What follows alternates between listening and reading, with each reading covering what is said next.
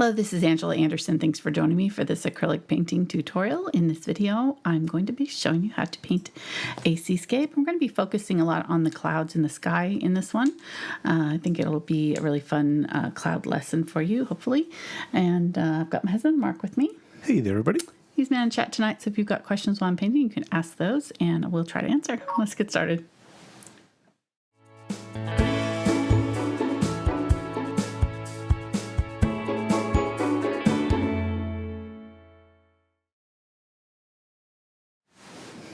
All right, muting my phone really quick there. The joys of live streaming. We just caught it. I've only been doing this for several years now, and still forget to turn off my phone and turn it on afterwards too. I'm going to be using a Fredrix red label primed canvas. This is their kind of economy line of canvases here, and it's a 12 by 12 inch size, and I have painted it with a very light coat of Indian Yellow Hue, or just a light yellow, even a light orange, something kind of a warmer tone underneath to just tone the canvas and help us get a head start. And it also helps kind of with our color values, kind of judging how light and dark we want to make our clouds and different things. Having just a color down on the canvas helps a lot with that. So that's why we usually do that. Even if it's going to be mostly covered up, it really does help.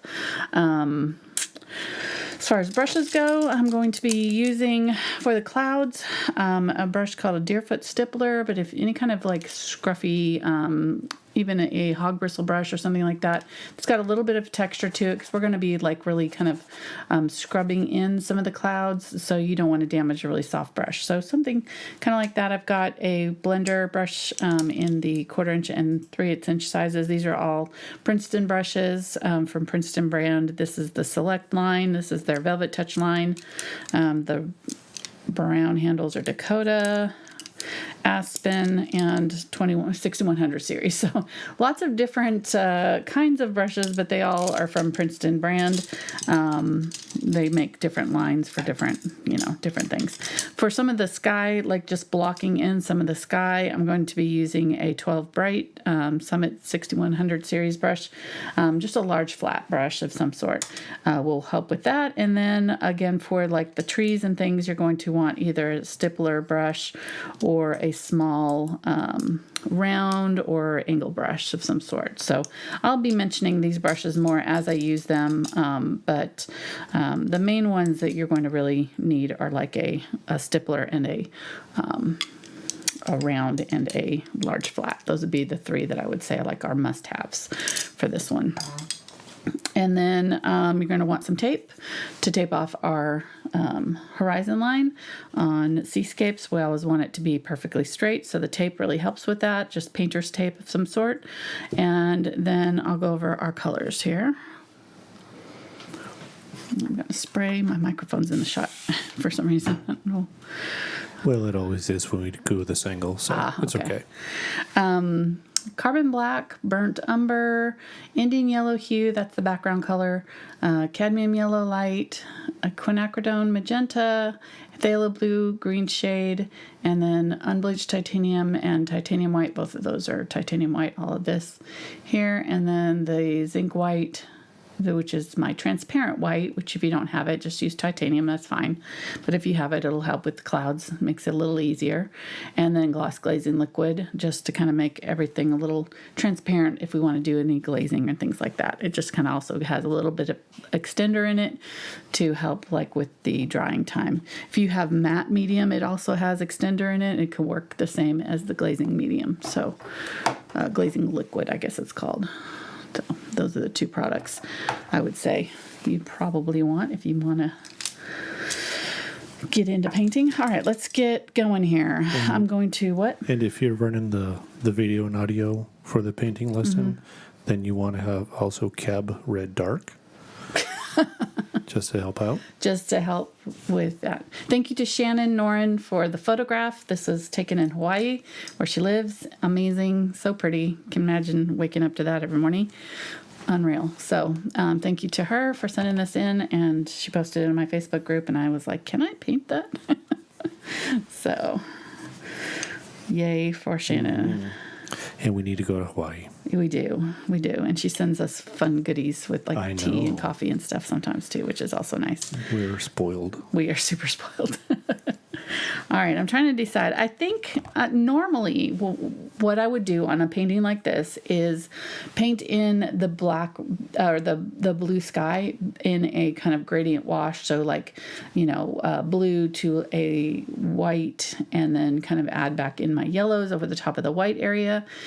But there is a lot of cloud in this, and there's not a ton of change in this blue from the darkest to the lightest area. There's not a huge amount of gradient there that I'm going to have to work with. So I think what I'm going to do is paint around my clouds, which is not something that I normally do, but I think that it'll be effective for this one since there's such large blocks of clouds in this. We're going to just try it. We'll see how it goes. I haven't painted this ahead of time like always, so we're just gonna, you guys get to come along for the adventure here. So thank you to our audience watching, and hope you subscribe and come back and all that good stuff. Leave comments in the chat and ask questions as we go if you've got any. We really appreciate you joining us. All right, I think I'm going to come up about 1.5 inches. Let me see what that is right there. I'm guessing it's around 1.5 inches. So it's kind of somewhere between 1.5 inches and 2 inches. Somewhere in there, I think is where I'm going to put my horizon line. So it's pretty low to the horizon, the water. It seems amazing when you look at this photo to realize that the water is only like this little bit at the very bottom. And I did straighten the photo so that in the photo the ground was kind of more straightened, which made the water kind of do like that. And so you always want to, if you're painting a landscape like this with water in it, you always want to straighten your photograph so that your water is perfectly straight and everything else goes against that. Because if you have your water at an angle on your canvas, it just looks like your water's floating off the canvas. It doesn't look right, at least in my opinion. Maybe there's other rules of thumb where it does look okay, but for me, for this, I would just say go ahead and straighten up your photograph so that your horizon line water is straight to the edges. Square, if that makes sense. All right, and I got a new square that's clean. This is my painting square, and this is my I'm going to try really hard to keep this one clean. We'll see how long that lasts. Okay, so that's really the only major landmark that we're going to draw. The rest of this is going to be kind of as we go. I'm going to kind of use a chalk pastel here, or like a watercolor pencil, whatever you have that's light, and just kind of lightly mark out these clouds. The main cloud bank is going at an angle this way, and it's actually, so our sun is going to be kind of right smack dab in the middle here. We've got this tree that's kind of coming low on the horizon down over here that kind of fills up this corner a little bit. And then there's this mountain right here that's going to kind of come in right here. And then our clouds are angling to like this side of the sun right here. So there's this little bank of clouds that kind of all lines up sort of. And then there's a large cloud kind of right above this. Large-ish cloud right above this that kind of comes across right here. Really try not to mark it up too dark with this dark blue pencil, but just kind of want a little bit of an idea of where I'm going to put some of these things because I'm painting around my clouds instead of painting my sky all blue first. And again, if you only had like 2 or 3 clouds in the sky, then I would probably just paint the whole thing blue and then just put in your clouds over the top. But because we're having, fairly large cloud area in here, this whole corner is cloud. I think this is probably the easier way of doing it. It's just kind of painting around the cloud. We'll see. Like I said, this is an experiment. I'm going to try it. I've seen other artists do it this way. I don't normally do it this way, but I'm going to try it tonight and just see how it goes.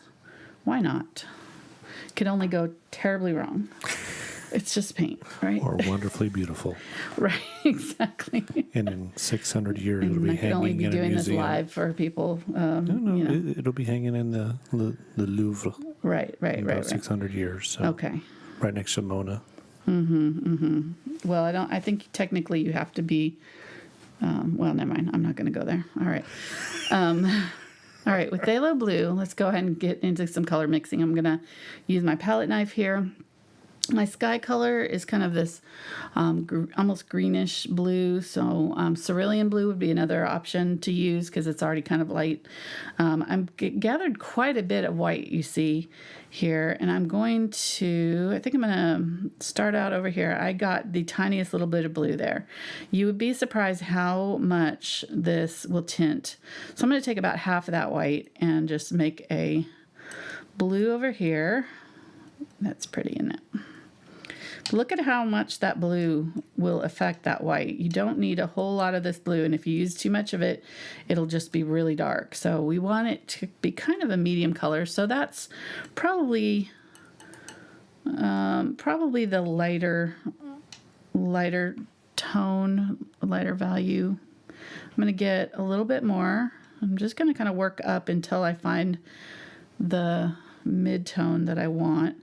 I'm going to add just a tiny touch. Once I do, I'm going to add a tiny touch of magenta. And I'm probably going to need a little bit more. So I'm going to go ahead and take a little bit more of this white. Because you don't need that much blue, you kind of have to have white to give it that bulk. You could also use like a gel medium if you wanted to, although it would go pretty translucent because this blue is so transparent. So I don't know that that would work in this case because it would just show your yellow through. We do want that white in there to give our blue some opacity so that it covers the yellow.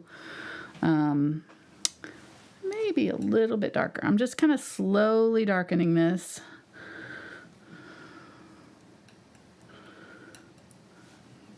It's amazing how, and then let's go ahead and start adding a little bit of the magenta too, because that will also darken it just somewhat.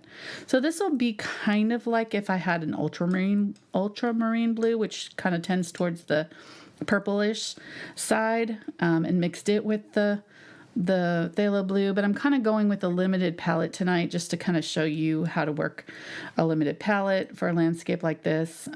We kind of generally tend to put out all the colors and kind of work a little bit more quickly, but I think this will be beneficial to kind of show you how to mix, how much you can mix from just, I went with a warm and a cooler yellow, so this yellow is kind of tends toward green a little bit. The cadmium yellow light, much brighter. Then this one is the Indian yellow hue that's got this more warmish, almost orangey tone to it. And then the magenta is that super bright violet red, and then the greenish blue. And so we'll see kind of what kind of purples and things that we can get from this, but you can get almost all the colors you need just from those. And even without the Indian yellow hue, you could probably just go with the cadmium yellow light, but there's enough of the orangey tones in this painting that I wanted the more orange. These two together don't make a really vibrant orange.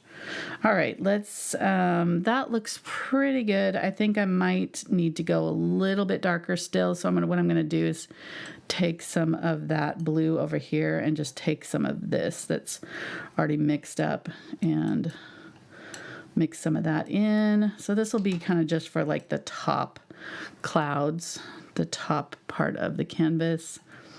Again, just a little bit of that magenta in there to help it.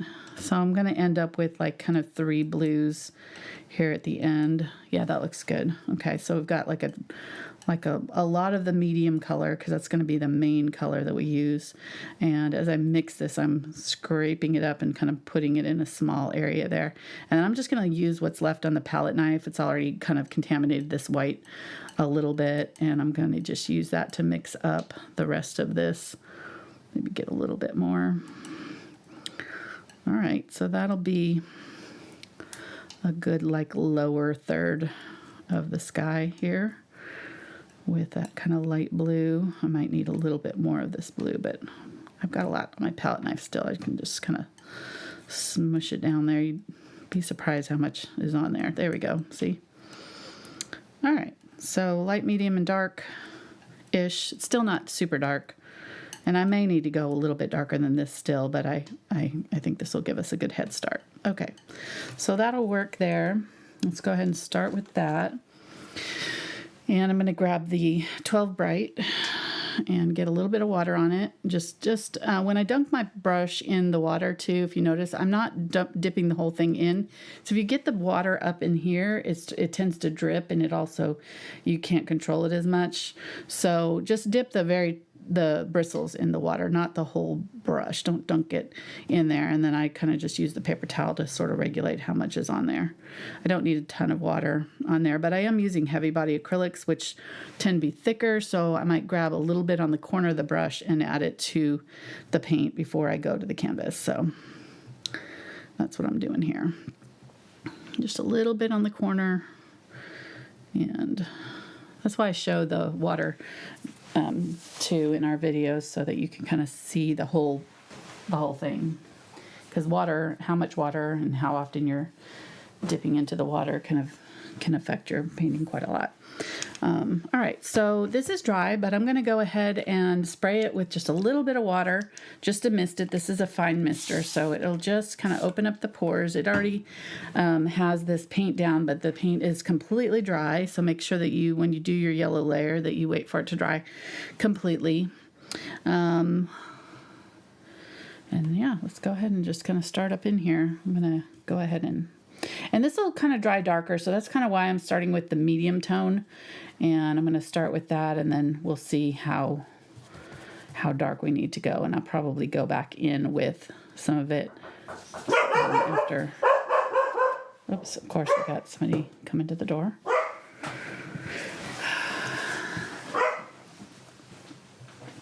going to get a little bit of that darker color at the very top here. Add that. Ooh, that's pretty. It's nice. That's a nice color. I like that with the purple, more purpley tones in it.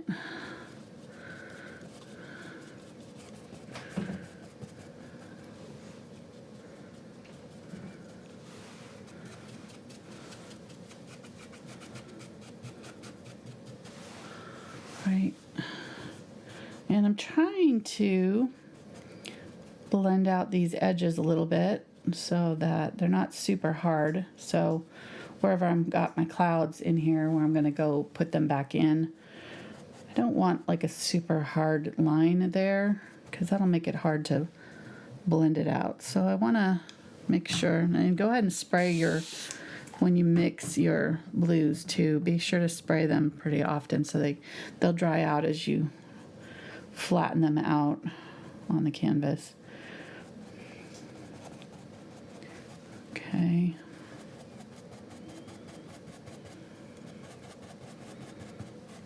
But see, I'm kind of wisping them where they're going to be going into the cloud, and that will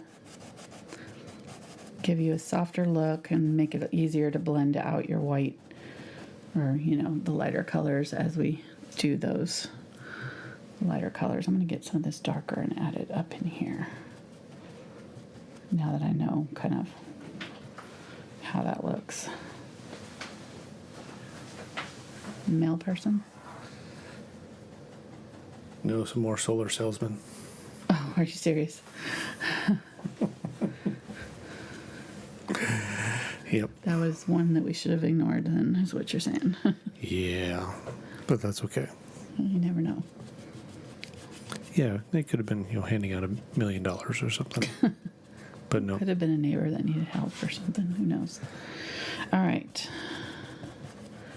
So this is looking really good, and I don't mind this kind of more sort of blotchy approach to the blue in the background. It actually, if you look up at the sky, it does have a lot of variation in it. So tends to be darker towards the top, though, just as a general rule, and then kind of lighter as it goes towards the horizon line. So that's what I'm going to be doing here, and just kind of adding my darker colors as I go toward the top here. And then One other thing is, kind of think about where you're going to put your trees. I'm not sure I'm going to put both of these palm trees. I think I might just put one larger palm tree, like kind of right in here somewhere, and then merge the two together. So, because our focal point is mainly like right in here and the clouds. So I don't want I don't want too much busyness going on up here. So you can kind of decide for yourself if you want even to have this tree in it. You could just choose to do two palm trees or 3 palm trees or something like that. But this way I'd have 3 dark elements. I'll have a dark palm tree up here, the dark tree, and then the dark rock. And I think that would be a nice balance, having those 3 elements in there. Hi, Fitzpickle. My dog is under my feet here for some reason. He's like, Mom, did you notice somebody came to the door? And I barked. at him. Good job, Fitzy. He's always so proud of himself after he, barks at somebody that comes to the door. Yeah. Yep, I did that. They went away. They know. You notice they're not in the house, right? Exactly. Yep. Good thing he was here. Yep, good thing he was here. Good thing. Good job, Fitzy. All right, loving this. I may end up doing my skies like this all the time from now on. Who knows? I kind of like this though. I like the look, and I do like the square brush for this. Normally I would choose a Filbert, but because it's got so many like little nooks and crannies in these clouds, a Filbert makes it a little bit harder to get kind of into nooks and crannies. So having the flat brush is a little bit easier.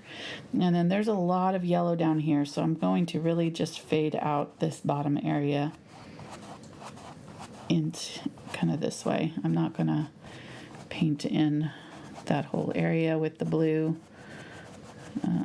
There's a cloud over here. I do want to kind of fade up this light blue into the darker blue, working from the wet areas into the dry too. So kind of keeping an eye on the areas that are trying to dry. So like up in here where I started, these are going to start to dry, so I don't want to blend in to those too much. So kind of work from one color into the next, like so, I wouldn't do my dark and then my light area and then try to blend into both sides, because this one or the other would probably be dry. So kind of just working that wet edge as I come down. So this area here is still really nice and wet and blendable.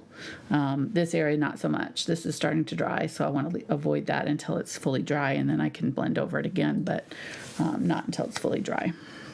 If that makes sense, hopefully. All right, keeping on going here. And if you get a, really like harsh transition here, try to get some of that color there. That is your middle ground color, and you can go over that wet area just above where you want it to blend and pull it back down over it and blend it out a little bit. And again, trying to make sure I keep these wet or dry, the paint wet. I don't know why I picked up that dark color. I was just talking and not paying attention. Okay, so I've got this cloud in here. That's a little bit lower than what I had there. And most of these little clouds are just so small that I'm not going to try to really paint around them much. I'm just going to kind of paint over that area and then just kind of very lightly kind of brush it through. And I'm going to get my white now. And most of that paint was off here, so it's mostly white here now. I'm just going to paint that in. Down here I'm going to go over the top of my rock there because I'm not exactly sure where it's going to go. So just go ahead and pretend it's not there.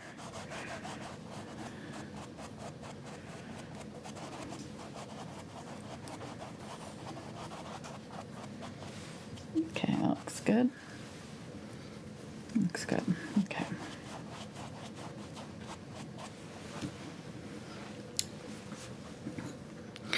right, now up in this cloud area here, I'm going to get the darker blue. And I'm going to add a little bit of burnt umber, and that'll make it gray. And maybe just a tiny bit more of the magenta. That'll make it kind of a purpley gray. I'm going to use that up in here to kind of fill in most of this cloud here. And there's just a little bit of the light color kind of around the edges, so just going to kind of block that in a little bit. Same color as the sky, just adding a little bit of a neutralizing brown, a little bit more of the magenta to make it more purple. Okay. And then there's a little bit up in here. I'm only really doing this where I'm seeing that this dark color is meeting the sky color. That makes sense. So not everywhere is going to have the dark and the light meeting. It does right here though. So this cloud has it.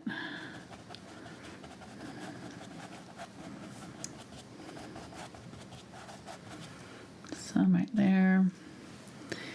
And a little bit in here. Okay. So I'll let that dry. I'm going to clean out my brush. And I think I'm going to use this color as my water color. So I'm going to go ahead and grab some more of this, mix up a little bit more of it because I kind of ran out. So purple, magenta, brown, burnt umber, and my darkest blue of the sky. That'll be my color for my water.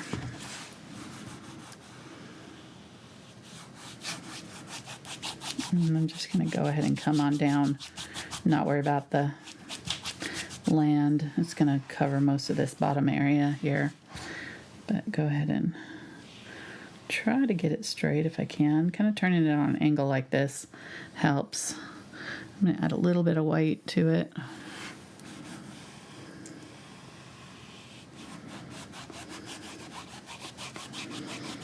And just kind of make some streaks in it, but oops, well, that one upward. I'm going to tape off this area that I'm painting right now and make a really nice hard line on the sky. So I'm not really super worried about how this looks because I'm going to use my tape to cheat here in a minute. I'm going to go ahead and kind of overlap those brush strokes, but leave a little bit of that yellow kind of peeking through there in the middle where we were going to have our sunlight reflections.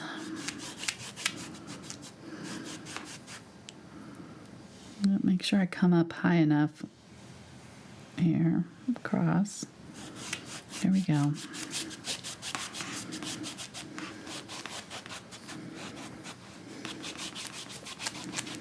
Looks good. Okay. Very good.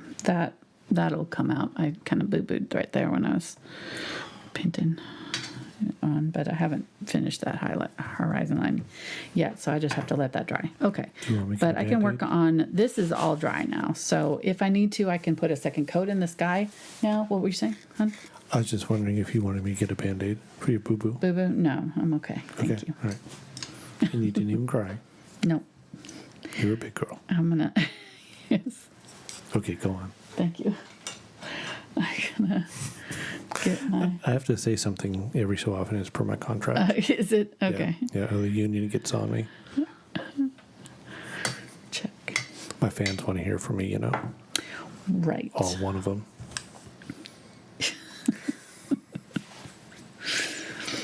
I'm your biggest fan, so I guess I'm the one. Right? They can blame me if they don't like it. Oh, I see what you did there.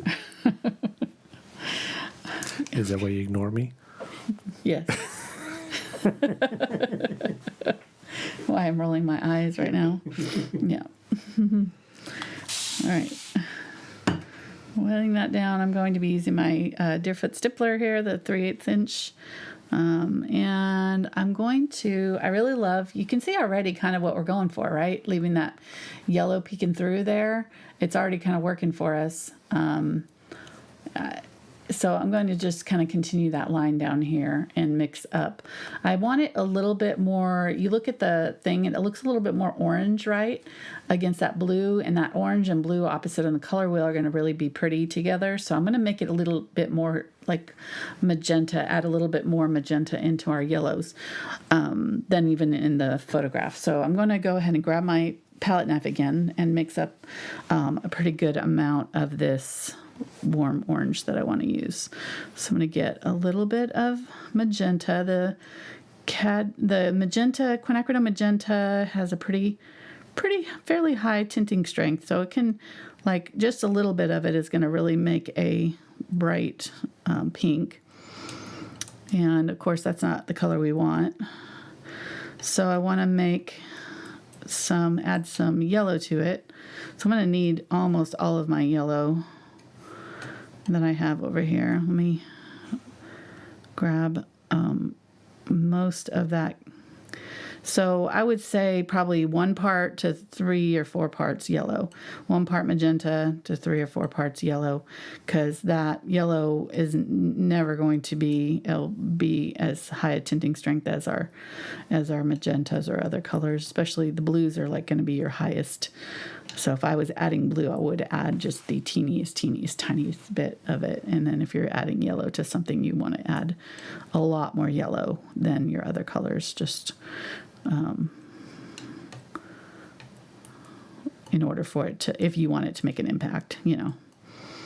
All right, so then I've got a really beautiful orangey color here, and I'm going to add a little bit of this brighter yellow to it. This is the Cadmium Yellow Light. This will give it a little bit more of a brightness, more of a yellowy golden tone. I think that's going to make a really nice color for our clouds. And I can even just kind of hold it up against my... I almost got my cadmium orange. The cadmium orange is like a shockingly bright orange though, so I kind of wanted something a little bit more muted. Just in general landscapes, you kind of tend to want to go a little bit more muted than something like a flower or a, you know, bright bird feathers or something where you've got super saturated color. In landscapes, they tend to be a little bit desaturated. So trying to go a little bit more muted here. I think that's going to look nice. So I added a little bit more magenta back into it to warm it back up. So I'm going to use this as my base, and I'm going to work off of this and add quite a bit more yellow here and make a yellow out of this that I can also use in my clouds. So this is the Cadmium Yellow Light. This will make it really nice. Look how pretty that is. Really nice, bright yellow that's almost like a cadmium yellow dark, if you have it, or a diarylide yellow, or one of those that's kind of a darker. Somebody just asked which was the dark yellow? This one has both. So this has magenta and lots of the Indian Yellow Hue and just a little bit of the Cadmium Yellow Light. And then this one has more of the Cadmium Yellow Light and no extra Indian Yellow Hue. Okay. And then I'm going to add white. So I'm just going to add white to this color that I've got on my palette knife here. This brighter yellow. And yeah, that's really nice. Now, this is actually probably similar to what our Indian Yellow Hue would look like with just white. It's a little bit desaturated because of the magenta in it, but or I don't say desaturated, just a little bit less vibrant as like the... Let me take some over here and add that Indian Yellow Hue. See, it's a little bit more golden. So just using, but it's very similar to that color there that we mixed up. So you could just use Indian Yellow Hue and white for this color if you wanted to. And I'm going to get a little bit more of my white because I'm out already.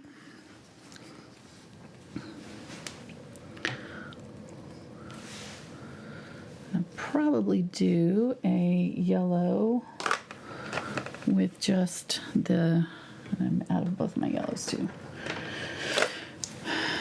A yellow with just the cadmium yellow light and white, because that'll be our brightest whitish yellow that's going to go in our sun and around it. So we're going to want some of that too. And just by pre-mixing these colors really saves us a lot of time as we're painting. It makes it a little bit easier to blend as you're going. If you've got the color already mixed, you don't have to stop while your paint is drying to mix the new color that you want to blend it into. So, you know, doing the sky this way, if I had to wait in between my blues to add white to it, just slows the process down a little bit. And same thing with this. So having these colors, it takes us a little bit of time before we start to paint to get it set up. But once we've got all these color strings mixed, then we can just quickly move from one to another, and it'll make it a lot faster to paint and blend and that kind of thing as we get going here. So, okay, so that's our nice bright vivid yellow with just a little bit of titanium white in it. I still had a little bit of this other color in there. That's all right. And then I'm going to get a little bit more of the Indian Yellow Hue and just mix that with what's left on this too. So this is the white and cadmium yellow light with more of the Indian Yellow Hue, like a greater quantity of Indian Yellow Hue than just a little bit of this. Okay, so that's good. So I've got several different kind of tonal yellows here, golds, yellows. I'm going to mix up some more of that shadow color from our blue. And I'm going to have to do it from scratch, so because I don't have any of it left over here. So I'm going to get that phthalo blue and magenta, a little bit of burnt sienna, burnt umber, and then a pretty decent amount of white. But I don't want a ton of white because I do want this to be our shadow color, so it doesn't have to be super light. And that is obviously too purple, but you can see the purple that you get from mixing those colors together. So what I need to do is add more blue because I want it to be a little bit more of the gray. So I'm going to add more blue and more burnt umber. That'll gray it out and get it closer to the color that I want it to be.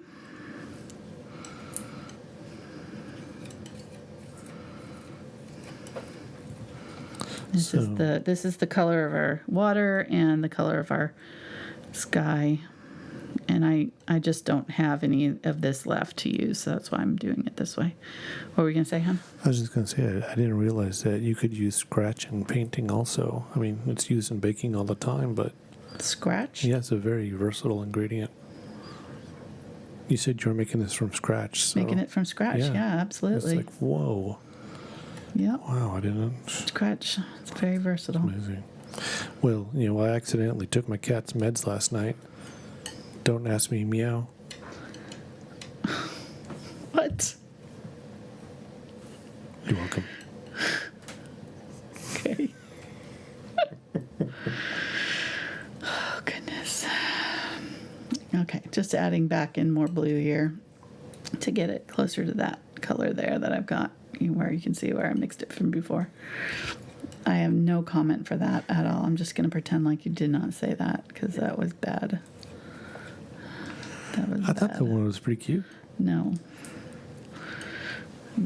You have been affecting Brennan, who runs my newsletters, because he's been doing polls, or he's been doing puns in the titles of all my newsletters lately. That's right, Brennan. That's right.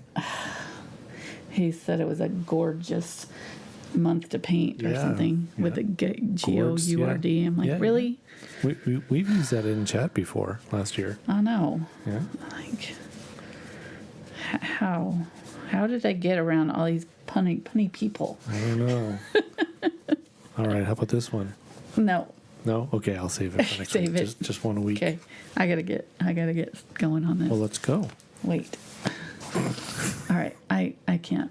Yeah, there we go. I can't even see what I'm doing there. Okay. All right, make sure you're keeping your blues wet. I'm going to spray all this that I've mixed. And again, I've kind of made sure that I don't have it too thin. I've kind of made sure I have a kind of a thicker glob of the colors. So I'm going to kind of work from my darker centers here. I'm going to get that pinky orangey color and add this shadow color to it and add it in kind of toward the middle of these clouds here. And I'm kind of just using a light touch, not a lot of paint. You can see how very little paint I have. It's not globbed on there. If you have too much paint, it's not going to work. You've got to use a light touch with clouds. So I'm getting that darker color back in here. It's a little bit darker than the original color, which I actually don't mind because I kind of need a little bit more value shift there. That looks really good. So I'm just kind of using kind of a circular motion and just scrubbing this on.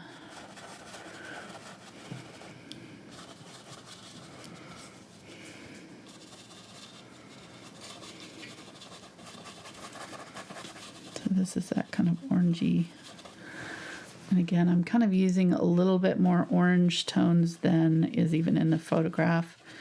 Kind of just wanting to bring out a little bit more orange. Okay, then I'm going to get some of the lighter yellow here. This is that one that had the cadmium and the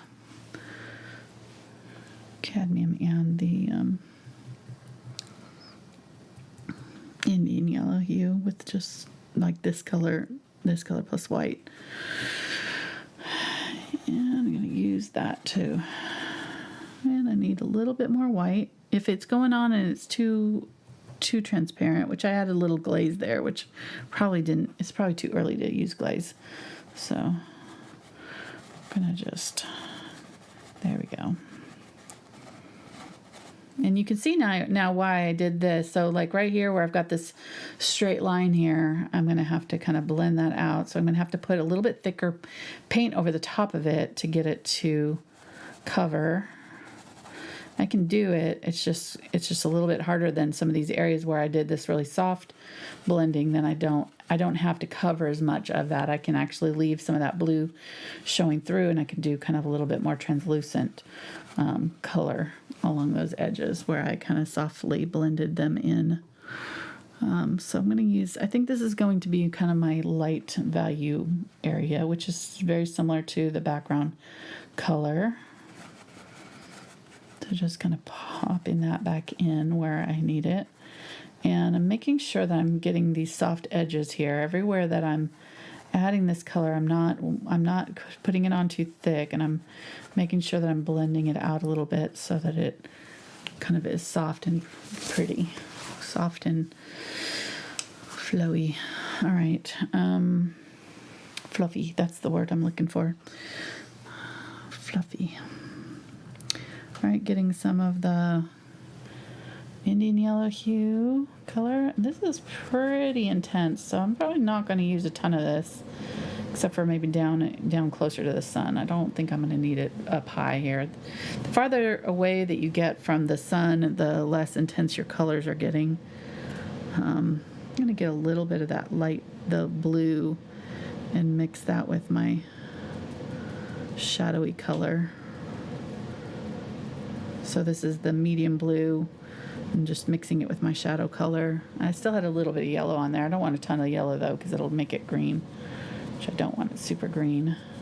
But I'm just trying to kind of cover up all my bits of sky that are still poking through here. And there's kind of there's some highlight clouds. These ones on this side are going to be really warm. all the ones that are kind of facing the sun. So all the undersides of everything, all the clouds are going to be very warm yellow and orange. And then the top sides of them that are in the more shadowy side of the cloud can be some of these kind of cooler colors. So this one here that's got a little bit more of the blue in it. And this one is far enough away that it's not catching a lot of that sunlight either. So these ones, same deal with these ones. A little bit higher up in the sky, not catching as much of the sunlight. Okay. Very pretty. And I think I'm going to add a little bit of magenta to that even, and do a little bit of magenta up in here. Yeah, that's pretty.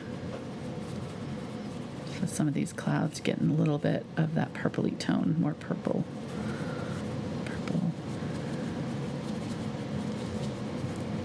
Which is a cooler color.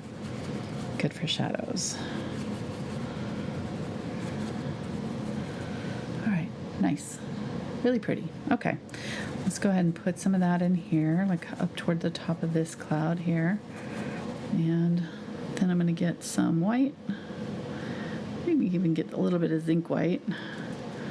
Get some of that light blue here. I'm just going to mix it in over the top of that light blue, so it's not really mixing too much with it, but it's there. And let's go ahead and add a little bit of this. I'm going to use this sparingly because this is very much lighter than what I've been using. So on a very light touch, barely touching it down, and just letting the brushes scribble on the canvas here. Scrub the paint off. Okay.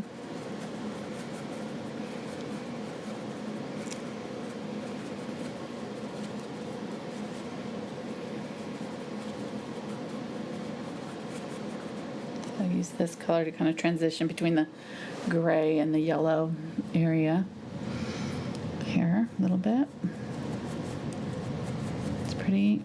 I'm kind of doing this all up in here because then as I get down closer, these are all going to be kind of a lot more yellow toned. So just trying to kind of get this area mapped out first.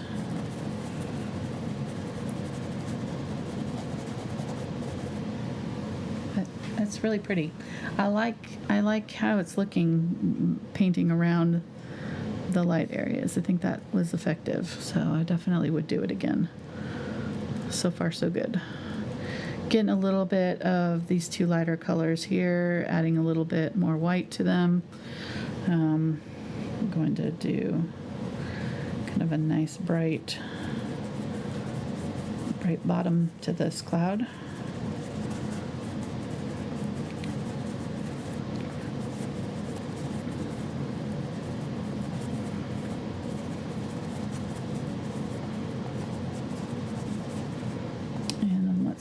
On this string of clouds that is coming down here.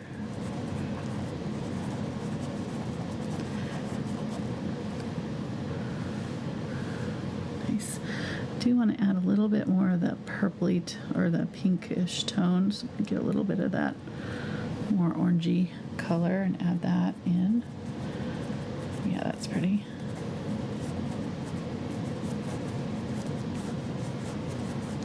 And bright where the sunlight's hitting it.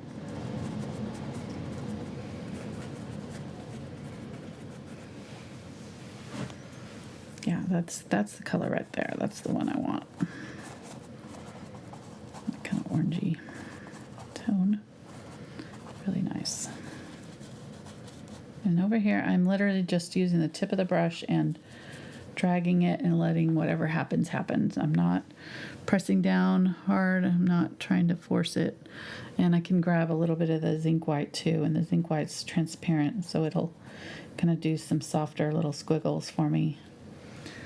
A little very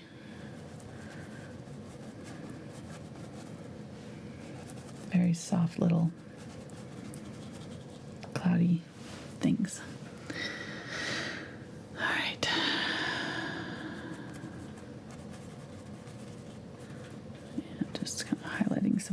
clouds up in there. And bringing some squiggles down. I still had a little bit of that orangey color on it, so it's kind of tinting some of this with that, but that's okay. Fly here that's bugging me. Keep flying into my shot.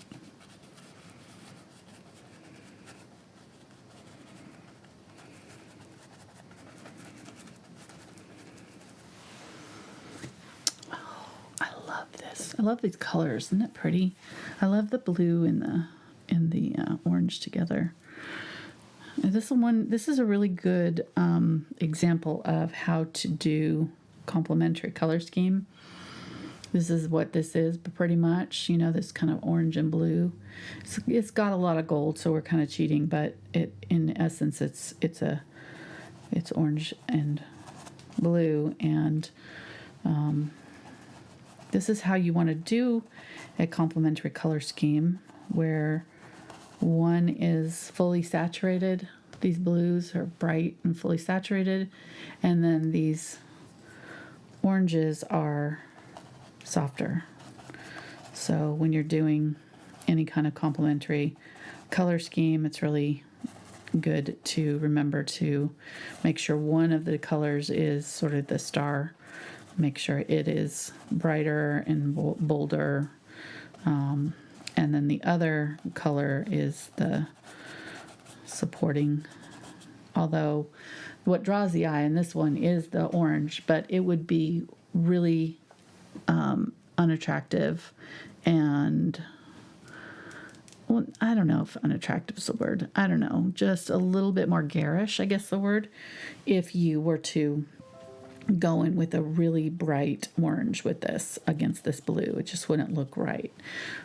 So having this kind of really soft orangey tone, orangey yellow gold tone with the more saturated blue really makes a nice complementary color scheme, as opposed to going in with two super saturated bright colors that are fighting for, attention and look very like you think of the sports team's colors, the purple and yellow of a Lakers uniform or something like that, where it's just like, or the Denver. Well, look at the Denver Broncos. That's another one that's got this color scheme here. It's fine for that. It's very eye-catching, but it's not necessarily pleasing for a landscape. It's effective for what it is. You're right. The Lakers are not pleasing to look at. Okay, I'll agree with that. Good point. Now, green and white is, you can look at that all day long. Right. The Celtics colors, that's majestic. Right, exactly. That was my point altogether. All along. I was trying to get to that. Right, heavenly. Just not the shorty shorts of the 80s. We hope that's one trend that never, ever comes back. Exactly. Yeah.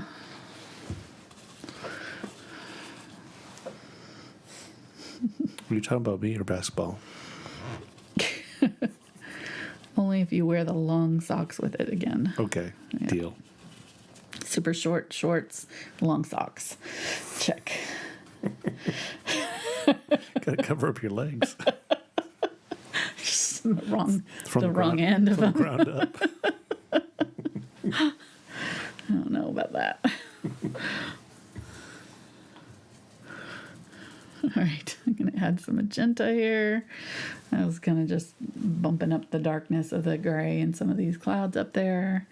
Getting my magenta dark, and I'm going to add that in here. This may be a little too dark, but we can blend it out. Just going to put it on there for now. Yeah, that's a little too dark, but...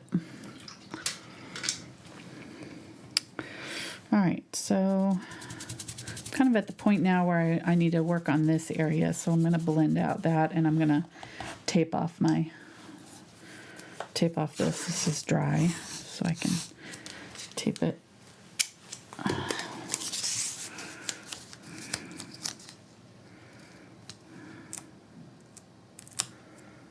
go just kind of just below where I'm seeing the line there. You don't want a little bit of that yellow peeking through. Kind of right in there somewhere. Really press down hard. Okay. And I'm going to go back with this brush. This is a larger flat here. And get some of this. Let's see what color. I don't think I'm going to use this color. It's kind of my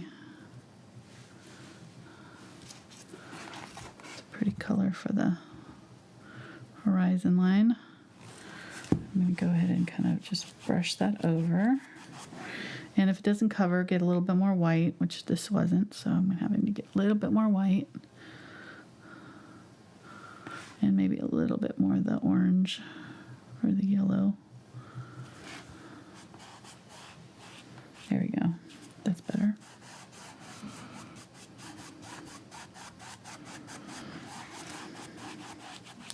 So it's got the Indian yellow hue and the white. And I faded this blue out so that I could do this. So I'm just going to go over it and brush it out. But I'm not really covering the blue. It's peeking through. See that? Soft and pretty. Again, if it's too dark or if it doesn't look right, you can always add a little bit of white. And you could go back in with the blue too. I think I'm going to add a little bit more. I'm going to get a little bit more white and get a little bit of this lightest blue that we had and just make a color that's kind of in between these two and kind of, ooh, that's a little bit bright, a little bit too bright. There we go. I'm just going to go over and softly blend out that edge. Just make sure I have a nice soft blend between my blue and my yellow there. It will turn a little bit of green. That's okay. But there is a little bit of green in there. Just a little. And I'm going to get my bright yellow and kind of put that right in the middle. Right where I want it to be brightest. And while this is all wet, it'll just go in there really nicely like that. Okay, get a little bit more. Put it where you want it the brightest, and then I'm just kind of using my brush to kind of blend it out. Then I'm going to use this brush to also kind of blend out some clouds. I'm going to get some clouds. There's some clouds that are kind of straight lines, so I can just use this brush to kind of tap them in with this brighter yellow. Just kind of tap in the lines of these small bitty clouds.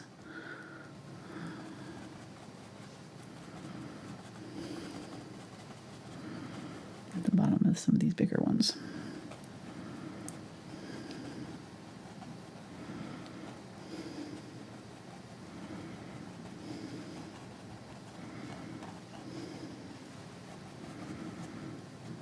Okay, I don't want them too far up there. That kind of went on a little heavy, so I'm going to get this brush and just kind of scrub that out a little bit. I can kind of use it to sort of soften, almost like you would a mop brush. Just kind of use it over the top of that to sort of soften those up. Take off some of the hard edges. Okay, that looks good. All right, so I'm going to have to let that dry really well, but I'm going to go ahead and pull this tape off.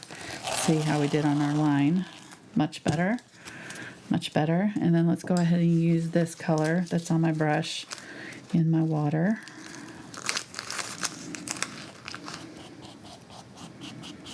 Right there. I'm just going to make our bright spot. Find the kind of center of that and just sort of do a little zigzag in the water there.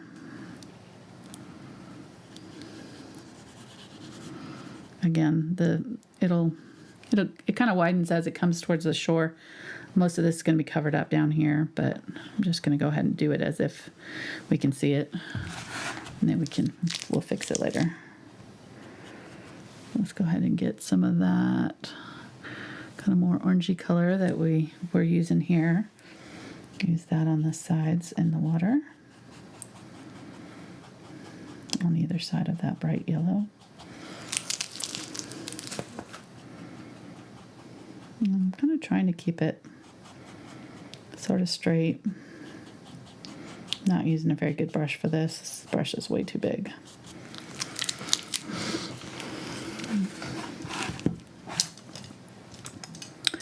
Let me see what I want to use. Let's go ahead and switch to this brush. This is the Willow's Blender 3/8 inch. I'll go ahead and use that to dab in that.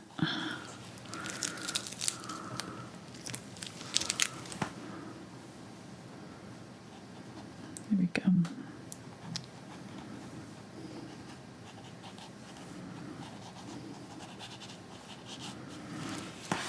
Okay.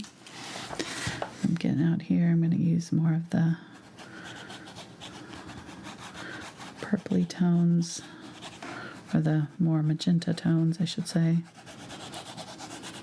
Same colors that we use in our sky. Use them down in your water. Okay, and then I'm going to go back in my water, and I've got this darker blue that we used in our sky. That was our kind of shadow color. I'm going to add a little bit more of the magenta to it, like we did in some of these areas up here. Again, same colors. And just kind of try to get some kind of shadows and just some stuff going on in the water here. But again, keeping it very, very thin and kind of just horizontal little lines. Nothing major. I'm not going all the way to the top here either. I'm keeping it down low in my water. And let's go ahead and grab some of this brighter blue from the sky down here.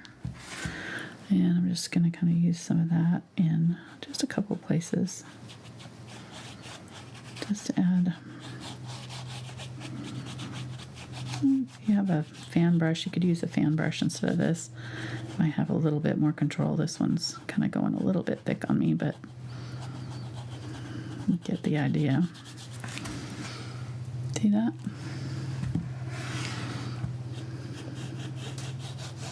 Try to press it so that it kind of goes flat on you, so you can get a little thinner lines here.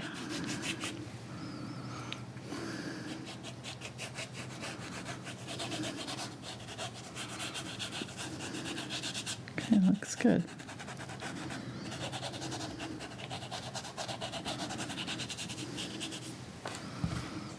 I'm going to get a little bit of the magenta and that pink there.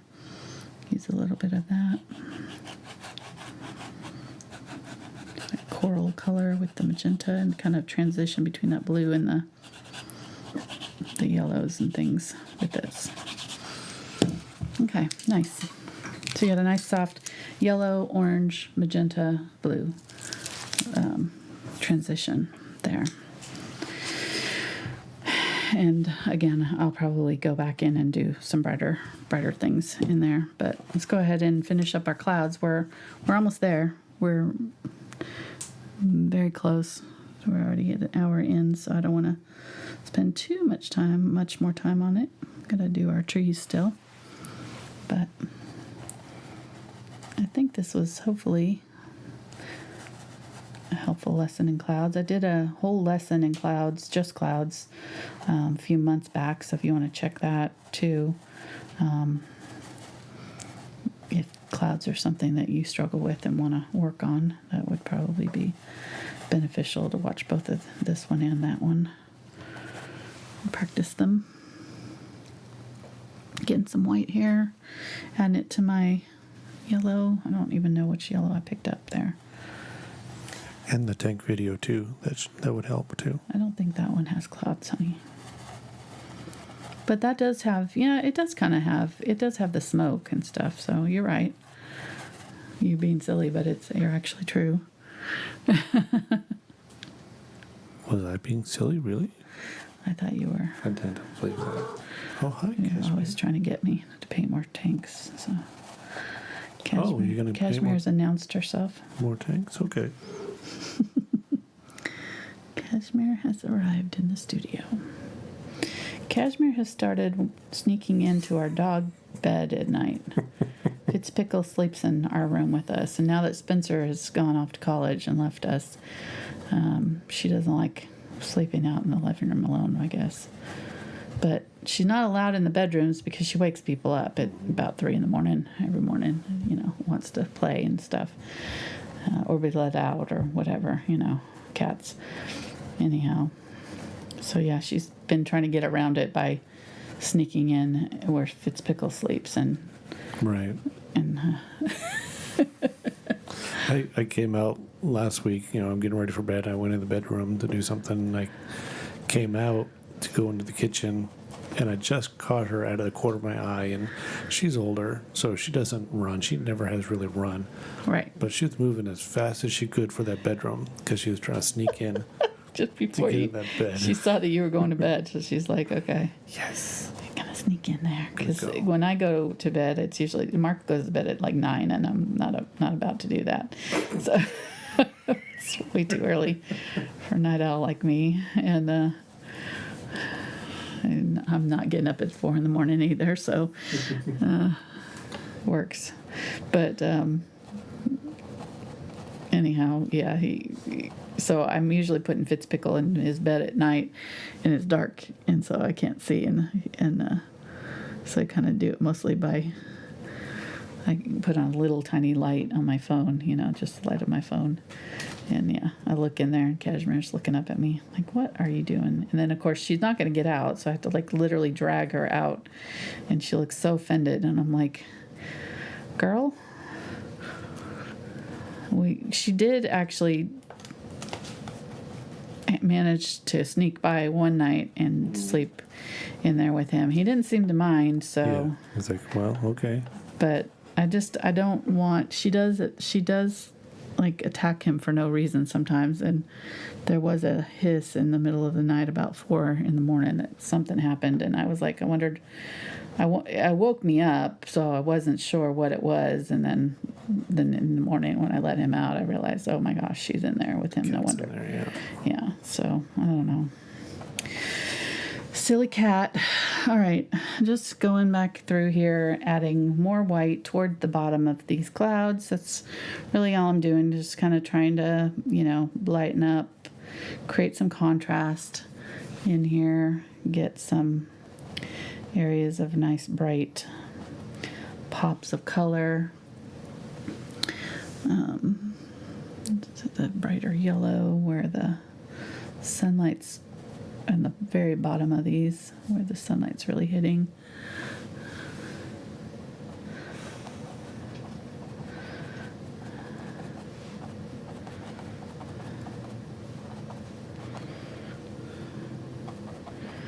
And then I'm going to get that bright white, a little bit of yellow, mostly just white though, and just try to kind of get my sun in here.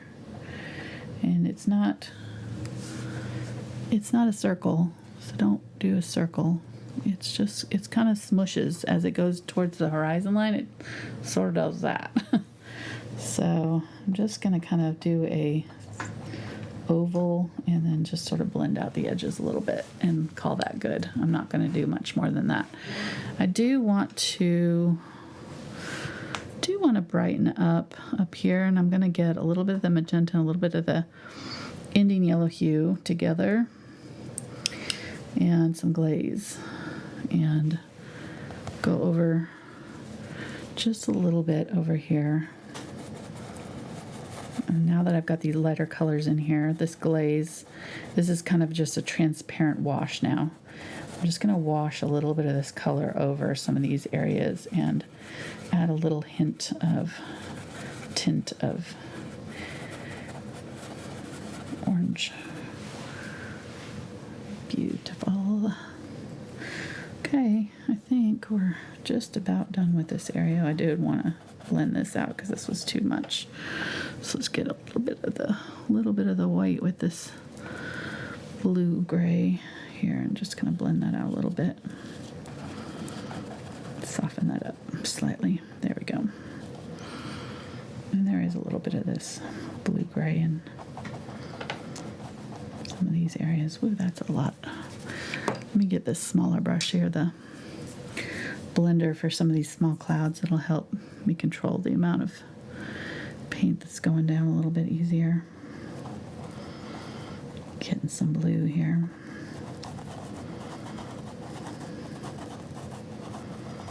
Getting some of this light blue here. Using it to kind of push these clouds around.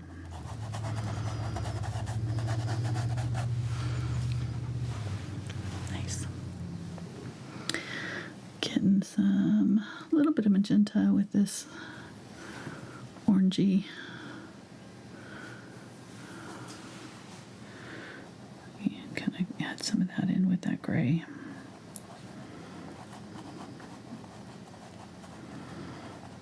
Kind of below the gray, so it kind of has a transition between the sunlight and the gray.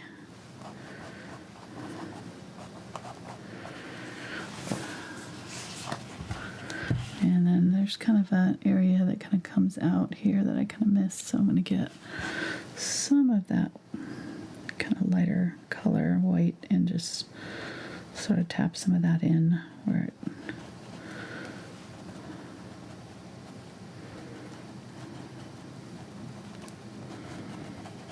comes out like that. Okay. A bit of white.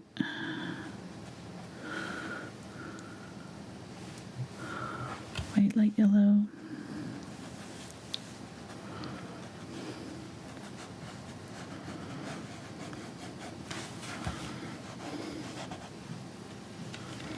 And there is stuff going on back here, but we can't see it because the tree is going to be here. So I'm just going to kind of put some random things in here. And if it shows, it's great. If it doesn't, that's fine too. Okay. All right, and I'm going to get a little bit. Now, the last thing you want to do is take some of your blue from your sky color. Hopefully you still have some. And just kind of go back over your edges a little bit if you need it here and there. So you don't have to do this if you don't need it. But it does help to kind of soften up your edges a little bit. Just kind of blend back over them a little bit here and there if you've got any like obvious harsh edges to any of your clouds. So, but I think I'm pretty happy with that. I think I could go darker with my values up in here. So I might do that and get a little bit of the blue and phthalo blue and magenta and go, noticeably darker than I've got there. And get a little bit of glaze and just darken up kind of the center of some of that. And again, kind of wipe that out of my brush once I kind of get the initial color on there, and then just sort of push it around. Just like you would a mop brush. So I'm kind of using this sort of like a mop brush in some respects. Okay, there we go. All right, let's go ahead and put in our trees, and I'm going to put in a little bit more detail on our water too. So I'm going to get this brush here. This is the 2 round, and I'm going to get some of this really bright yellow that I have mixed up, and just find kind of, now that I have my sun in here, I can really kind of find my brightest part of the water and just kind of squiggle some really bright yellow. Leave some spaces between. It's not like a continuous squiggly line. There's some like space in between. But just using, this is a 2 round, just using the very tip of it. I'm making sure my lines are kind of parallel to the horizon too. So it makes sense. And if I need to, I can kind of tap some of this color into around my sun too.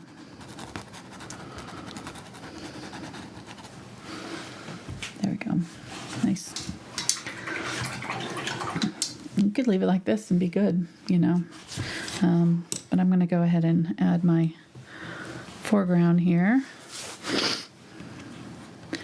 And we get some black and my burnt umber and just kind of fill in the bottom here. And it's pretty angled in this photo, so it kind of comes up to about halfway up the water on this side and then kind of angles back this way. So I can go ahead and do that. Keep it dark. You could do color if you wanted, but I think black is fine here. And there's some looks like bushes or something. If you wanted to, you could even do you know, seashore, which is not visible in this photograph, but you know, could be. You know, it's obviously like on a hill or something here that we're overlooking the water. Shannon could tell us. But so we're not seeing the seashore, and this is what I'm saying. Like, we're not seeing the beach. Or maybe this is the beach and we're just not, we can't tell, but it looks like it's. And that's why you don't see Sally.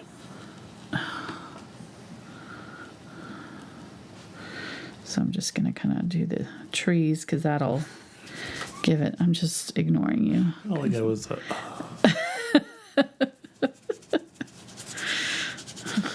Jeez. like, man, he's lucky my How mic do is on right now. I know. How do I paint it? This is should I? Can I do this by myself? Do I really need him? I don't know. No, I do. No. All right. I am going to put some tape down though where the bottom of my rock is going to sit. So it's pretty much right on the line, on the horizon line. Sometimes it's just below, but this one looks like it's just sitting right on it. So I'm going to do like that. Again, press down really hard. And I'm going to get my round brush here and my black and burnt umber. You could add purple to it. You could add whatever. You don't have, it doesn't have to be black. But and I'm gonna do it right in here somewhere. It's not super big.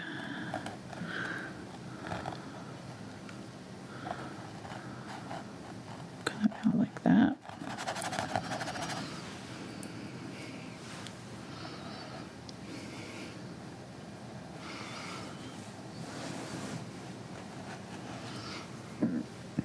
And if you wanted to, you can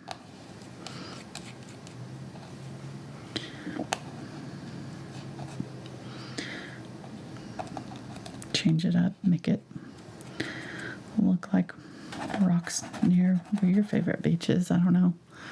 You know, there's probably distinctive rock formations all over the world, so you don't have to do it exactly like this. You can do it however.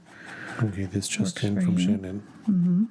She says that those are rocks, and if you go over the rocks, there's a fall. Oh, wow. That's where the beach is, and it's a very, very small beach. Interesting. So there's a fall right below this? Well, I guess like a drop off. Okay. Maybe. Neat. Oops, I got a little bleeding there.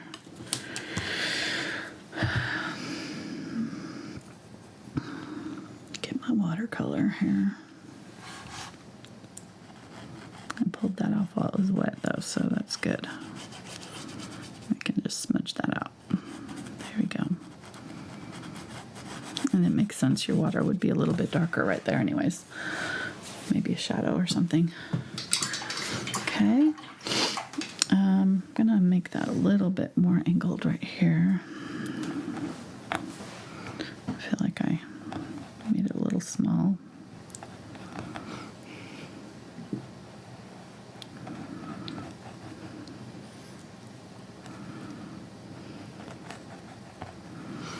Okay. And then right in here, let's see. Yeah, right in here somewhere. There's the tree. It kind of comes up. The roots come up a little bit. And then it curves up and out this way. And just above the horizon line is where the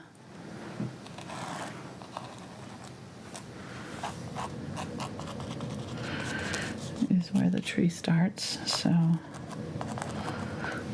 gonna just kind of tap that out right there. And I'm not really seeing any kind of branches other than these two, so I don't have to do anything fancy with it. It's a nice silhouette painting. I find that these are great for beginners. Silhouette, these black, just makes it super easy. So I'm going to use the black and burnt umber here and kind of turn my brush down and tap. And tap, tap, tap. Leave a little bit of that sky showing through here and there. It's not a very wide tree, so I'm not going to go really high with this. I'm just going to kind of keep it fairly flat. I really like the look of this tree. I don't know what kind it is, but really pretty. Wooden. Wooden? Okay, check. There's a font of information there. That's my botanist coming out of me. Yeah. Mm-hmm.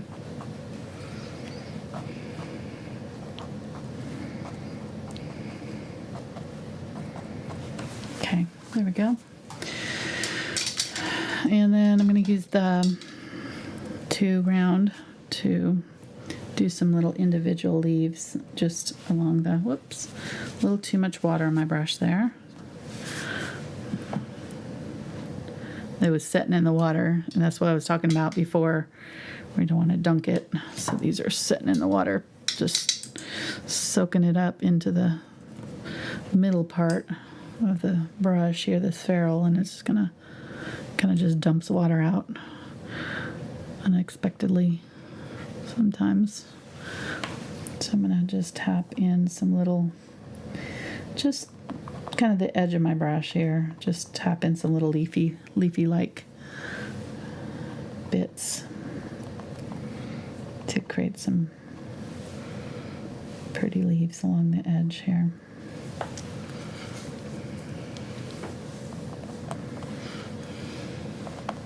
Okay, so this is a real question, since I've never been to Hawaii, and believe it or not, this thought has never entered my brain before, but Right.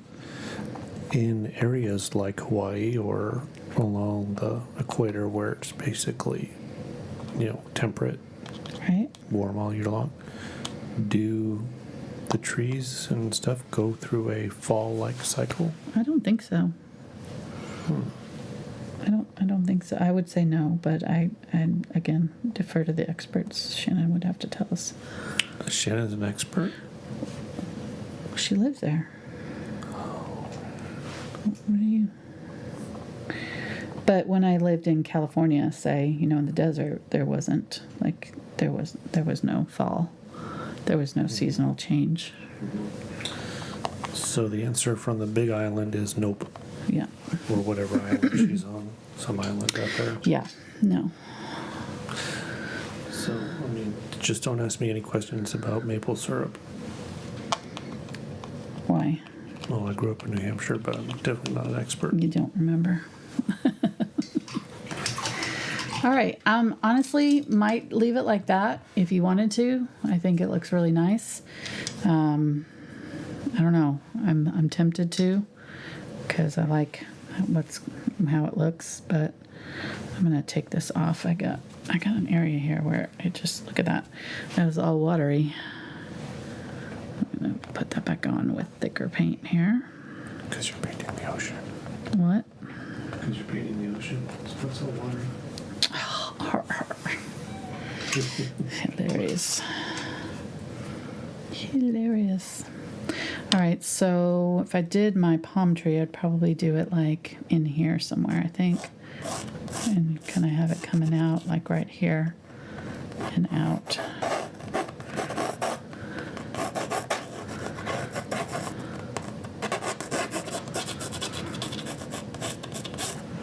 Like that. So let's go ahead and do that. How are we doing on time? We're doing good. You're going to be fine for the Oak Island premiere, honey. I checked the listings prior to the show starting, and that doesn't. Whatever I saw last week lied to me because I don't see anything on the channel. Uh-oh. So, yeah. So we're okay. We can go as long as we want. Check. Oh, yeah, we can always go as long as we want. Check. Okay.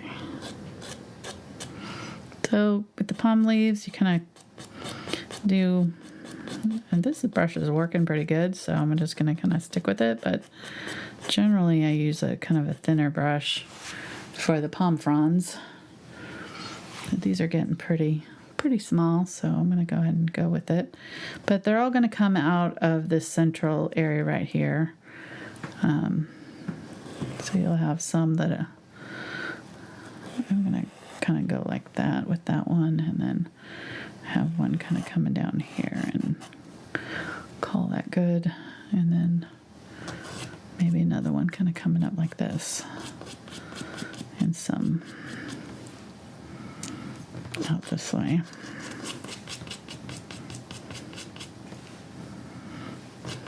I'm showing a little bit more of the trees than is in the photo, so, but I've painted them enough times. Hopefully we can get a rough semblance of a palm tree. So the new sprouts kind of come up straight like this, and they just kind of stick straight up.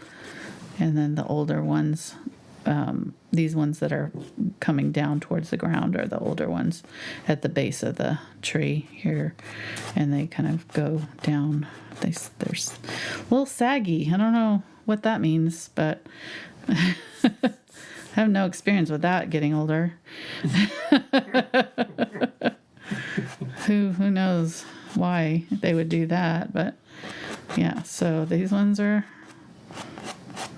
a little closer to the ground. And then no comment? No, I just can't. Wise man. You don't need a channel strike or anything. No. Okay. So just using very thin, and along the line here, I'm going to do another one right here. Along the palm fronds, they kind of go out from the center line. So I'll do these ones kind of on either side. You can see what I'm talking about.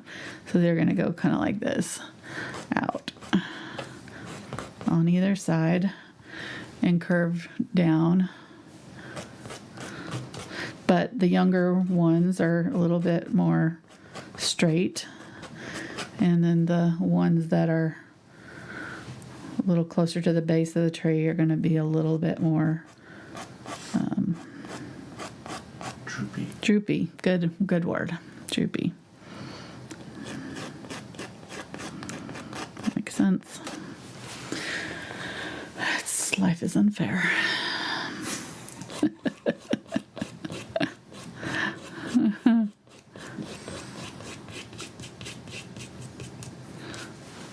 The way the cookie crumbles there.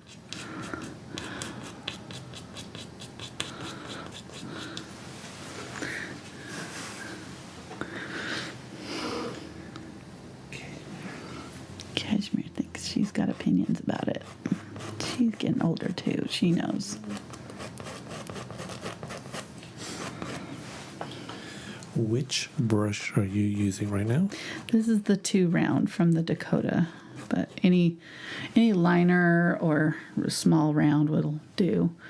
I probably should be using my thinner black paint. This brush is actually firm enough that I'm able to use this. If I wasn't using a firm brush, so if my brush was softer, I would need to be using a thinner paint. So the heavy body is working okay with this brush because it's firm. But if I was using a liner brush, I would definitely be adding much more water to my paint right now to make it go on smoother and keep my lines thin.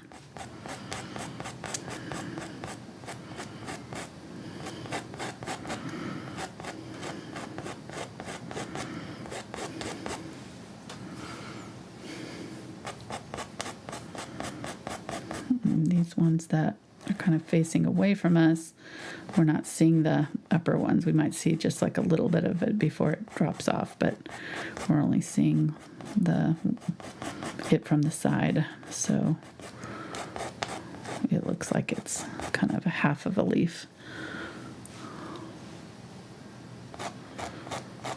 And then we might see a little bit of the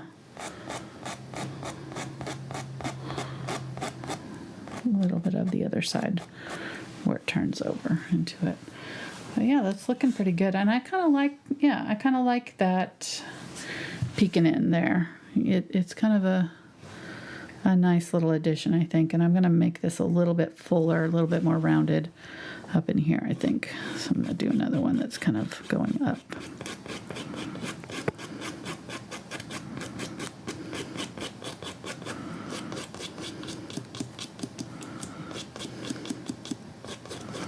Make sure like all of this in the center of your tree is either has a nice like solid branch going down into it or is just darker, kind of more solid. I could probably have left a little bit more room here for a little more of the sky showing there, but I think it looks all right. Go ahead and do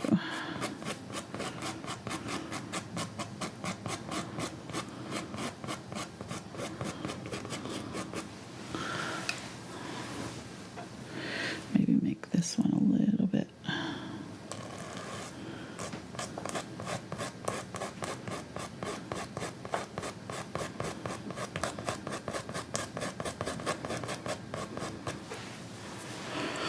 Do another one right there. It's a little bit higher. And there are going to be these overlapping ones. There's ones that are facing away, and so there's a lot of things going on in here that kind of confuse the eye. Really, the only part that really matters is these outer borders, making sure that those look good, that you have a good like line and like thin palm fronds, thin leaves coming off. That makes sense. That's the part that'll attract attention. So I'm pretty happy with that. I'm gonna make sure this has a good curve here. It kind of is a wobbly line, so I'm just gonna kind of really strengthen up that curve there. And get a little bit of the sky blue and put it back in a little bit in this one because I feel like I covered up a little too much of the sky. Right there, so I can put that back in.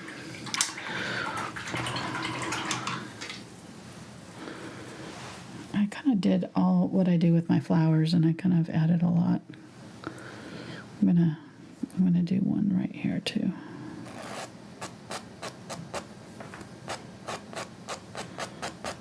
Just to kind of help round out that space, that shape, because I felt like it was kind of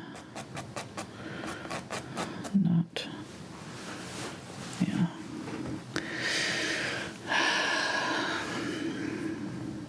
I really didn't need that one.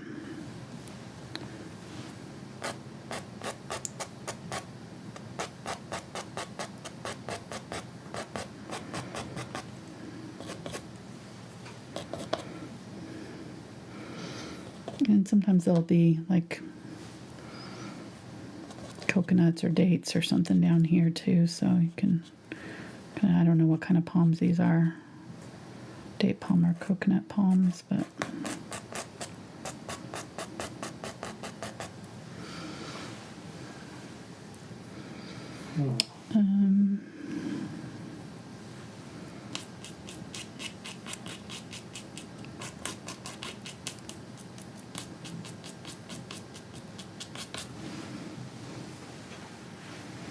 I'm gonna widen out the trunk because I feel like it's a big tree for this tiny trunk. Doesn't seem proportional.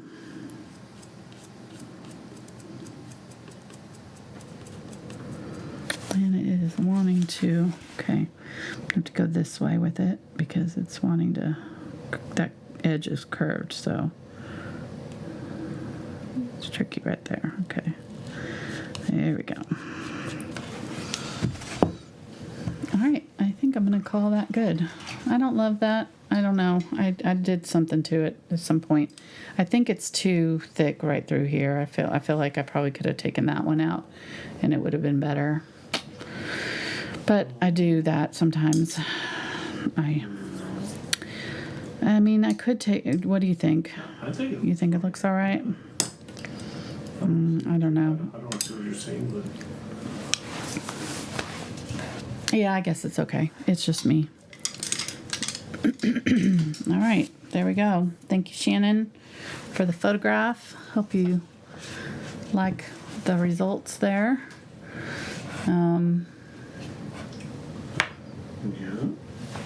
So, man, we zipped through it. We didn't even do the Patreon thing. Do what? Oh, yeah, we didn't talk about let's talk about Patreon. Patreon, Yeah. Yeah, we have a Patreon is a way to support our channel. It's a separate website, but we offer, oh, I just put my pencil in the water. We offer, I swear, offer extra videos that are longer and more detailed. This is one that we just finished for our patrons in the $10 level. It was a 4-week class, about an hour and a half to 2 hours each lesson. So a good 8 to 10 hour, 8 hours or so of lesson to do this one video or one painting.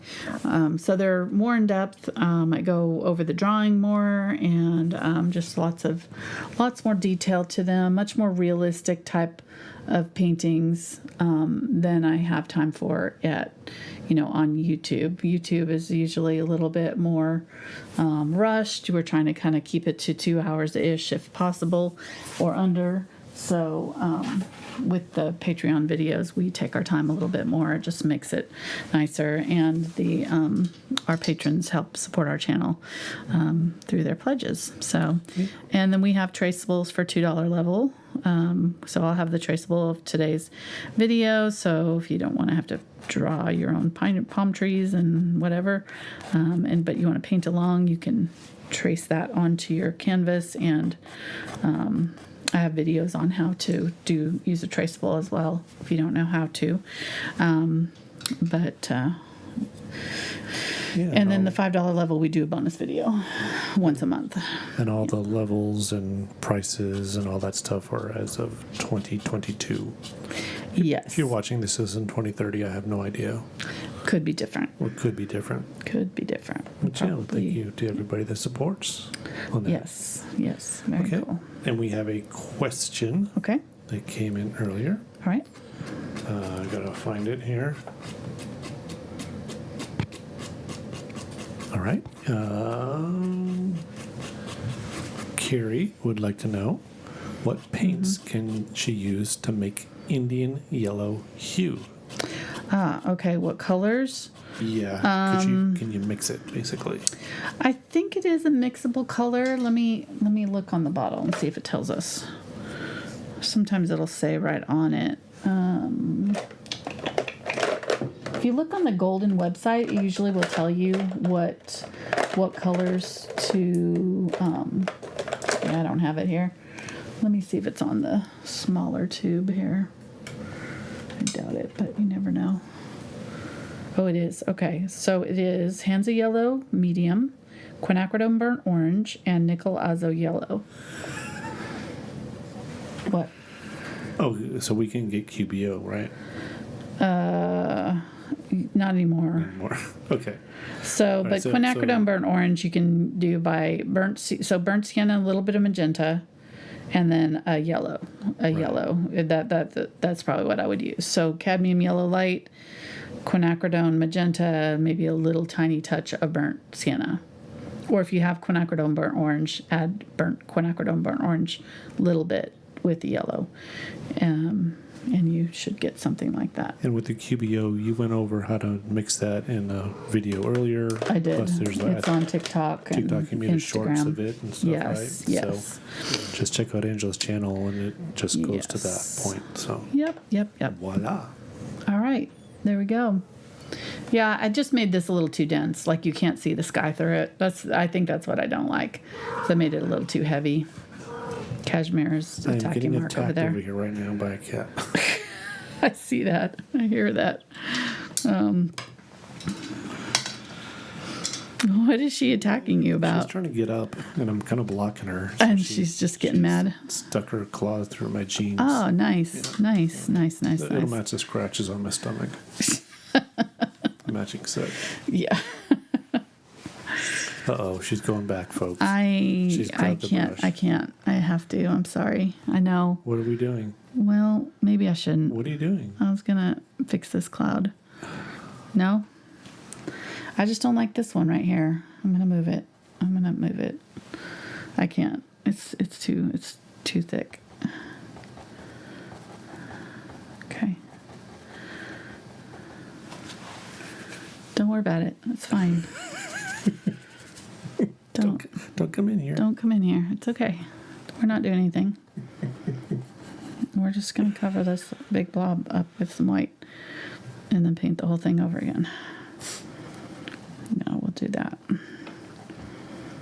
A little bit of that. So as she's doing this, for anybody who's new to the channel, below this video, you click the show more or the down arrow, and it will show you the list of all the colors being used, links to our affiliates, Amazon stores and Blick Arts and Brush Guys. So if you need any of that stuff, and it is October 2022 right now, so we're getting close to the holiday season and gift ideas. You can send some links to your friends and loved ones if they're wanting to know. Ooh, there you go. Yeah, if you use the links in the video to the Blick store, the Blick store has a list of my most popular art supplies. You know, the ones that I recommend, and it also has like recommended like a required quote unquote and then a recommended list. And so the required is kind of what I would start with is if I was a beginner, you know, like just the basic. Well, I mean, somebody might do this, so it's good for them to see how to fix it. Yeah. You keep it. The required list is not like required. Right. It's just like what I would say, like if you've never painted before, what you would probably want to start with. Yep. And then the recommended list is much more like specialty, you know, like more detailed brushes and just more stuff that is things that I use, but you don't necessarily have to have them. It's just stuff that I use and people ask me about. So I want to provide a link, you know, for them to make it easy for you to find it. Things like my water jug and things like that, you know, that I get questions about a lot. So.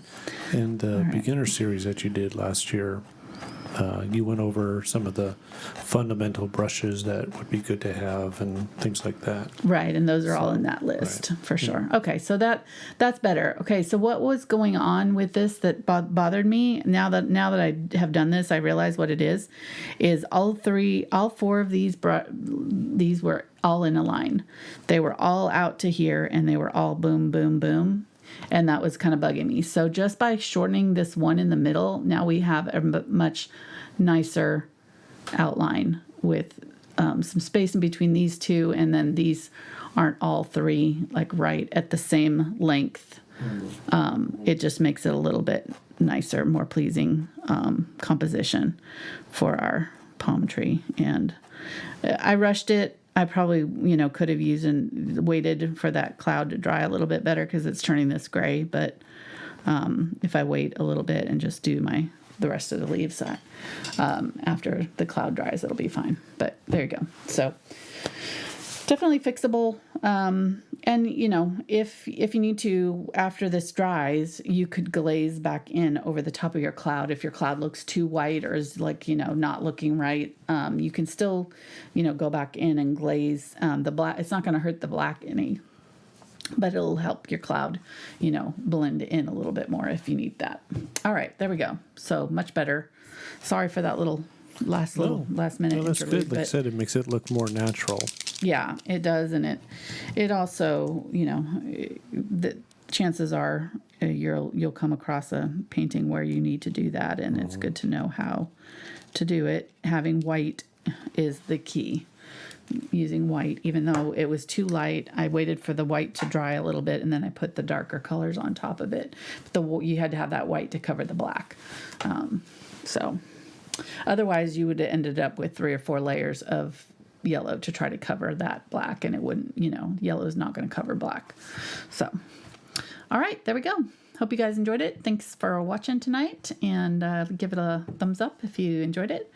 And come back next week. We're going to be painting, what are we painting next week? Ooh, a flower. Yes. One of my favorite things to do. Large flower. Took a photo of the cosmos. Rubios, I think it's called. If you want to look it up, I don't know. But really pretty flower, and we'll be painting that live next week. So hope you join us for that. Thanks for watching. This Thursday, you're not doing your... No, not this week. We're not going. We're going to be out of town, so I won't have a video this Thursday for patrons. But we'll be starting a new series next week for my Patreon. We'll have 3 weeks at the end of to work on it. We're going to be doing a large pumpkin with lots of flowers and things on it. So I'm going to change up the photo that I posted. I have a new photo of a pumpkin, stacked pumpkins. Oh, good. Stacked pumpkins with lots of sunflowers and berries and things and all kinds I know of what you're talking about. fun stuff. It'll be fun. So that'll be our Patreon. And then for our bonus video this month, we're doing a landscape with a lake and a mountain reflection and trees. So you can look for all of that on my Instagram. Also my community page here on YouTube should have, or the discussion page. I'm not really sure what's called on YouTube. On Facebook, all my groups will have that, the photos and all that. So you can check those out there. If you want to follow us on any other social media sites, you can sign up for my newsletter and get a weekly update for what we're working on each week. That's at my website at thankfulart.com. And more puns. And and lots of puns. Yep. If you like your puns, then you probably want to sign up for the newsletter because Brennan throws those in. And I don't have the heart to tell him to take them out, so I just leave them, even though it kills me. I'm like, really? All right, that's it. Thank you guys so much. We'll see you next time. Bye.